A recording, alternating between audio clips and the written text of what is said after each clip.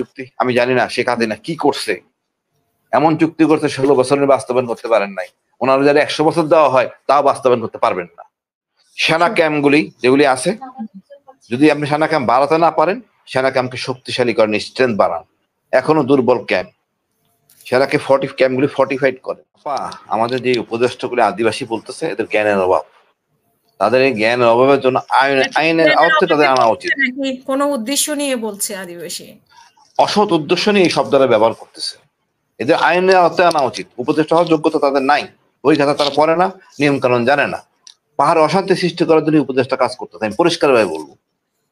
আমাদের এই ধরনের উপদেষ্টা দরকার নাই। যারা পাহাড় নিয়ে চিন্তা করে, পাহাড়ে বহু পাহাড়ি আছে শান্তিতে বসবাস করে। আমার এখনো মনে পড়ে সেই 84 সালের কথা, আমি ক্যাম্প থেকে দিতাম এক ত্রিপুরা পাড়ার সামনে দিয়ে, সেই ভদ্রলোকের নাম কি বলবো, মানে এত আদর করতেন ভদ্র মহিলা যে এই পাহাড়ি লেফটেন্যান্ট গেছে ফেরত আসবে, সে ঘরের ডিম পেঁপে কেটে রাখতেন, এত সম্পদ ছিল। আমার তো মনে এই সমস্যা মানে ছিল না। এটা দিন দিন এটা ভারতের চক্রান্তে বৃদ্ধি পাচ্ছে। ভারত চায় না আমরা শান্তিতে থাকি। বাংলাদেশে যত অশান্তি দেখবেন সব পুরোটাই ভারত।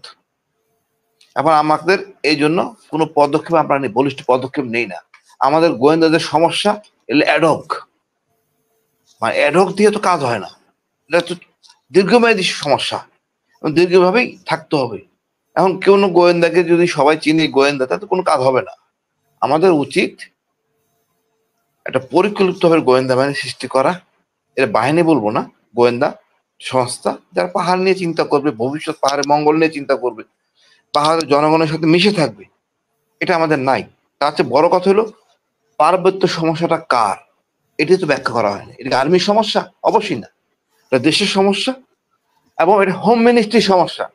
সেনাবাহিনী আগ বেড়ে এই সমস্যা সমাধান করতে দিয়ে আজকে বদনামে পড়েছি আমরা। এটা আমাদের কাজ না, এটা করলো হোম মিনিস্ট্রির দায়িত্ব। এবং সেনাবাহিনী দায়বদ্ধ থাকবে, কি করলো কি করলো না, কি ব্যর্থতা হলো, সবটা হোম মিনিস্টারকে দায়িত্ব জানানো, আমি ব্যক্তিগত মনে করি। আর পার্বত্য সমস্যা, এটা আমি কি বলবো, এটা তো মানে আমি যেভাবে আদিবাসী সমস্যা, হিলটক সমস্যাটা একই। এখানে অনেক সমস্যা, কুকি চীন, আরাকান আর্মি, তারপর রোহিঙ্গা, তারপর মনে করো অন্যান্য ছোট ছোট অনেক জাতি।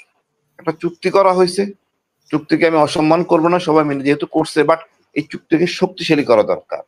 ছোট ছোট জাতিসত্তা আছে, চাক, বোম, তঞ্চঙ্গা, মুরং, এদেরকে নিয়ে বসে একটা পুরো একটা অধিবেশন করে 4-5 দিনের অধিবেশন করে তারা কি চায়, কি করলে ভালো হবে। আর কোনো লাভ নাই এই চুক্তি। এই চুক্তিকে আমরা শুধু চাকমার সাথে করছি, অস্ত্রধারীদের সাথে করছি, নিরস্ত্র সাথে তো করি নাই, অস্ত্রধারীর সাথে আমরা এই চুক্তি করছি। এটা কোনো গ্রহণযোগ্যতা আমি জানি না। পাহাড়ের জনগণ জিম্মি, এই কথা পলাশ ভাই টাচ করতেছে, জমি কেনা বেচা। একটা মানুষ তখনই জমি বিক্রি করে যখন একান্ত পিঠ থেকে যায়। প্রথমে সে লোন নেয়, ঋণ করে তার সমস্যা সমাধানের জন্য, যখন পারে না তখন সে জমি বিক্রি করে। আর জমি বিক্রি পাহাড়ি না করে বাঙালি জমি কিনবে কিভাবে আমি বুঝি না। আমি এই আইনটা কেন করতে হলো? জোর করে তো জমি কেনা যায় না। দুর্ভাগ্য আমাদের নেতাদের যারা এই কাজ করছেন। আমি জানি পাহাড়ি জনগণ জিম্মি হয়ে গেছেন চুক্তির কাছে, তারা জমি বিক্রি করতে চান, করতে পারেন না, এবং একান্ত করতে হয় পাহাড়ির কাছে খুবই নিম্নমানের দাম, কম দামে, খুবই কম দামে পায় বিক্রি করে। হলে অন্য কোনো ব্যক্তির কাছে হলে বা বহিরের কাছে বিক্রি করলে সে 10, 12, 20 গুণ দাম পেত। সেই সুযোগ তারা হারাইছে। যাও, আমি এই কথায় আসবো না। যে কথাটা বলছি, সেনাবাহিনী কার? সেনাবাহিনী বাংলাদেশের জনগণের। আমার বেতন শুধু বাঙালি থেকে হয় না, চাকমা, ত্রিপুরা, বোম, সবার ট্যাক্স থেকে সেনাবাহিনী। এই সেনাবাহিনী সব জাতিসত্তার সম্মান করতে হবে। যদি না করেন তাহলে আপনার বাংলাদেশি না, পরিষ্কার। আজকে পুলিশ থেকে একটা লোককে ছেড়ে নিয়ে গেল, আপনি এমন ক্ষমতা করতে আসলো, সেই পুলিশের আইনে আওতায় আনতে হবে। কেন পুলিশ কম গেল, কেন এই ঘটনা ঘটলো, পুলিশকে আপনি দৃষ্টান্তমূলক শাস্তি আনেন। আমি যতটুকু জানি খাগড়াছড়ি পুলিশ উনি অনিয়মে অনেক অপকর্মের সাথে জড়িত ছিলেন, আমার খাগড়াছড়ি তাকে রাখা হয়েছে যতটুকু আমি শুনতে পারছি। এই পুলিশকে আয়ত্তে আনেন কঠিন। আপনি তো আইনে আওতায় কাউকে আনতেছেন না। করছি আরে বিপ্লবী সরকার মতো কাজ করেন। আমরা তাদের চেষ্টা, আমি বললাম না এখন পর্যন্ত। আইন উপদেষ্টার আজকে তো বিক্ষোভে হলো যে আইন উপদেষ্টার পদত্যাগ দাবি করেছে মাহমুদুর রহমান। আইন উপদেষ্টা নিজ স্বচ্ছে পদত্যাগ করুক, কোনো দরকার নাই আইন উপদেষ্টার। একটা যে কোনো একজন লোককে বসাই দেন, বিপ্লবী চেতনায় কাজ করবে। ইনি সব ভেদার লাগাই ফেলতেছেন।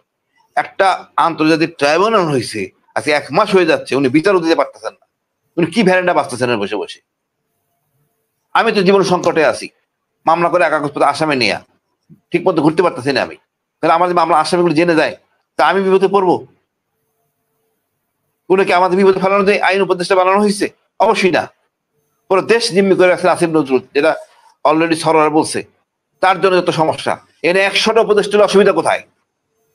ওনার সাথে করে পুলিশ দিবেন না, উনি গাড়ি দিয়ে যাবে, মেট্রোতে যাবে, অফিস করে চলে আসবে। ওনার পুলিশ দরকার নাই। এত এত যদি না পারেন দায়িত্ব নিতে, বাদ দেন। আপনি পুলিশ পাবেন না, নিজ দায়িত্বে কাজ করবেন, 100 জন উপদেষ্টা হবে, দেশে শান্তি আনেন, বাধা নিয়ন্ত্রণ করেন। জনগণ অস্থির হয়ে গেছে, এইভাবে থাকা যায় না। আপনি বললেন ইলিশ মাছ পাঠাবেন না, আর আরেকজনে পাঠাই দিলেন। আরে আশ্চর্য, কে বলছিল বলার জন্য আপনাকে ইলিশ মাছ পাঠাবেন না? এই ধরনের বৈষম্যমূলক কথাবার্তা বা উদ্ভট কথাবার্তা না বলে উত্তম। পার্বত্য যাত্রী যারা পার্বত্যে বসবাস করে, আমি সবাইকে পাহাড়ি বলি, হোক বাঙালি, হোক চাক, হোক বোম, যে সবাই আমাদের অলংকার। সবাই সমতার মানদণ্ডে থাকতে হবে।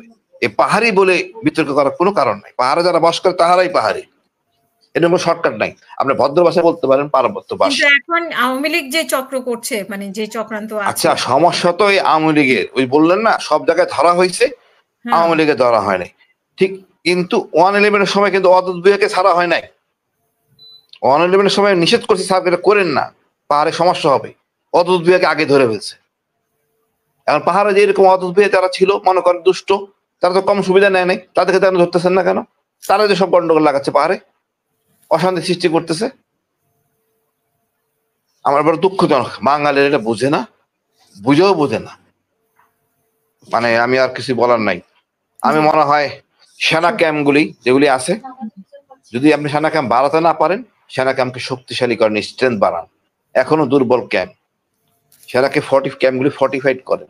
আর সেনা ক্যাম্পের আছে সীমান্ত এলাকায় যত ক্যাম্প আছে, আমার সার্বভৌমত্ব প্রস্ত এখানে, সার্বভৌমত্ব প্রস্তে কোনো ছাড় দেওয়া যাবে না। সীমান্তে প্রচুর বিওপি বানান, যেটা ফর্টিফাইড বিওপি, কোনো চান্স দিয়েন না। উকি চীন যে বদমাইশি করতেছে, যে এরকম অফেন্সিভ, এটাকে টিকার জন্য ওই পরিমাণে শক্তি সহ ওইভাবে ক্যাম্প তৈরি করতে হবে। অযথা মানুষকে বিপদে ফেলবেন না, সৈনিকদের বিপদে ফেলবেন না। এই বেটা যুদ্ধ করে এই আমাদের এই ছেলেটা চোখ হারাইছে একটা দেশের জন্য, এই এখন নিজে বিপদে। তো সেনাবাহিনীকে সরকার বলবো, সেনাবাহিনীকে বিপদে ফেলবেন না, বিজিবিকে বিপদে ফেলবেন না। আপনারা পারেন না কিছু করতে, আমি জানি কি করবেন আমি জানি না, বাট ক্যাম্পগুলি শক্তিশালী করেন, স্বয়ংসম্পন্ন করেন, দোতলা সিস্টেম ক্যাম্প করেন। আমাদের রেজুপাড়া ক্যাম্প এক সময় নাশাকারা দখল করে নিয়ে গিয়েছিল, ওর ভিতরে ক্যাম্পটাকে দোতলা বানায়া উপরে হেলিপ্যাড সিস্টেম করা হয়। একদম মডার্ন ক্যাম্প করেন, স্বয়ংসম্পন্ন ক্যাম্প, নাহলে আমাদের দুর্ভোগ পোহাতে হবে। এখন আর সেই আগেকার আর্মি নাই, সন্ত্রাসী নাই, আগেকার আর্মিও নাই, আগেকার সন্ত্রাসী, দুইটা ফর্ম দুই রকম হয়ে গেছে, চেঞ্জ হয়ে গেছে। বিকজ আপনি সুযোগ সুবিধা দেন নাই সেনাবাহিনীকে কাজ করার। আমার গোয়েন্দারা কাজ করে নাই, একটা দিন পূর্ণাঙ্গ সময় পাইতে খিলতে রাখছে সেদিনকে ঘটনার জন্য, কোনো কাজ গোয়েন্দারা করে নাই। আপনার সকল লোকের সাথে সম্পর্ক থাকতে হবে, যোগাযোগ, ভালোবাসার ভিত্তিতে, তাহলে সমস্যা হওয়ার কথা না। তো ইউটিউব কথা শুনে না, ঠিক আছে, ডিএসএস এর কাছে যান, আগে থেকে সতর্ক থাকেন, পুলিশকে বলেন, বিডিআর কে বলেন। আপনি কোনো কাজ করলেন না, আজকে যে ঘটনা, এটা কি জানতো না গোয়েন্দারা? ডিজিএফআই না অ্যাডক, আমার তো মনে হয় এনএসআই অ্যাডক হয়ে গেছে। এনএসআই সম্বন্ধে আমার ভালো ধারণা ছিল, এনএসআই অ্যাডক দিয়ে কোনো কাজ হবে না। নতুন করে বানাই, নতুন করে শুরু করি, এখানে সবাই মিলে থাকবো আমরা, কোনো সমস্যা নাই। আর একটা জিনিস বলা দরকার আপা, আমরা স্বপ্নিত ভাবে নিরাপত্তার জন্য ছোট জাতিগোষ্ঠীকে রক্ষার জন্য 12 বড় শটগান দিতাম, লাইসেন্স দেওয়া হতো, যাতে তারা জীবন বাঁচাতে পারে এবং তাদের জীবনযাত্রা চলতে পারে। আমার মনে হয় এগুলি দরকার আছে। ছোট ছোট জাতি নিরাপত্তাহীনতায় ভোগে, তারা বলতেও পারে না তাদের সমস্যাটা কি। তার আগে আমরা 16 ডিসেম্বর এই দিনে আমরা সবাইকে ডাকতে পারি না, একদিন একটা প্ল্যাটফর্মে ডেকে সুন্দর করে মার্চ পাস করলো, 3-4 দিন উৎসব করলো, একটা সেমিনার করলো, কার কি সমস্যা শুনলাম, জাতীয়তা দিবস পালন হলো, দেশপ্রেম ফিরে আসলো। আসলে আমাদের ওই চেতনা স্পিডই নেই। সন্টু লারমা, আমাদের জনগণের টাকায় তাকে বেতন দেওয়া হয়, তাকে জিজ্ঞেস করা উচিত তাকে আনা উচিত প্ল্যাটফর্ম গুলিতে, আসেন আমাদের সাথে থাকেন। ওনাকে কেউ যায় না লজ্জা করে, হয়তোবা ওই যে কমপ্লেক্স কাজ করে। সেটা আমাদের নেতা, আমাদের জনগণের বেতায়, আমরা তার প্রজা। আমি তাকে এইভাবে বলছি, আমরা তো আপনার প্রজা। আপনি ইচ্ছে করলে আমাকে ধাক্কা দিয়ে ফেলতে পারবেন না, আমার তো কবরস্থান আছে, বাবার মা বাবার কবর আছে, আমি যেতে পারবো না। উনি মানতে নারাজ। তারপরে ওনার অনেক কথা, অলিখিত চুক্তি, আমি জানি না শেখ হাসিনা কি করছে, এমন চুক্তি করতে 16 বছর বাস্তবায়ন করতে পারেন নাই। ওনার যারা 100 বছর দেওয়া হয় তাও বাস্তবায়ন করতে পারবেন না। লজ্জিত এরকম চুক্তির জন্য যারা করছেন, তারা লজ্জিত। সেনাবাহিনী যারা বলবো তাদেরও দোষ আছে, তারা বাধা দেয় নাই, তারা বাধা দেয়নি। যে সেনাবাহিনী দায়িত্ব এড়াতে পারে না, এই চুক্তি করার আগে সেনাবাহিনী দেখা উচিত ছিল। রক্ত আমরা দিছি, আমার 14 বার ম্যালেরিয়া হয়েছে, আমি জানি কষ্টটা কোথায়। ওই এমপি মিনিস্টার শেখ হাসিনা বা আবদুল্লাহ সাহেবের, হাসান আবদুল্লাহ ম্যালেরিয়া হয় নাই।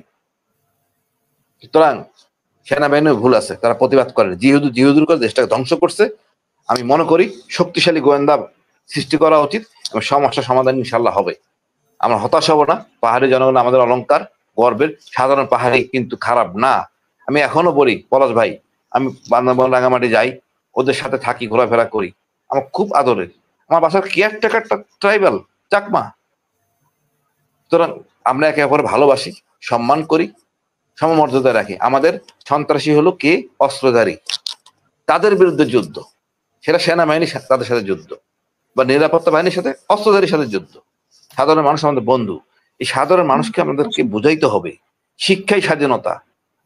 অস্ত্র দিয়ে স্বাধীনতা হয় না, শিক্ষাই স্বাধীনতা। শিক্ষিত হবেন না কলিমুল্লাহ ভাই, যে দেশে যাবেন সে দেশে নাগরিক, কোনো সমস্যা নাই, কোনো সন্দেহ ছাড়া ভিসা পাবেন। পাহাড়ি মধ্যে এই স্পিডটা আনতে হবে, তুমি শিক্ষিত হও, তুমি যে দেশে সে দেশে যেতে পারবা। এই অশিক্ষিত জনগণ কোনো কাজে লাগে না, তাদের কি ব্যবহার করা হচ্ছে। আমি মনে করি আমাদের মানসিক ভীষণ পরিবর্তন করা উচিত, সবার জন্য শিক্ষা, তারপরে অন্য কিছু। ধন্যবাদ আপা সুযোগ দেওয়ার জন্য। অসংখ্য ধন্যবাদ আপনি আমাদের সাথে সময় দেওয়ার জন্য।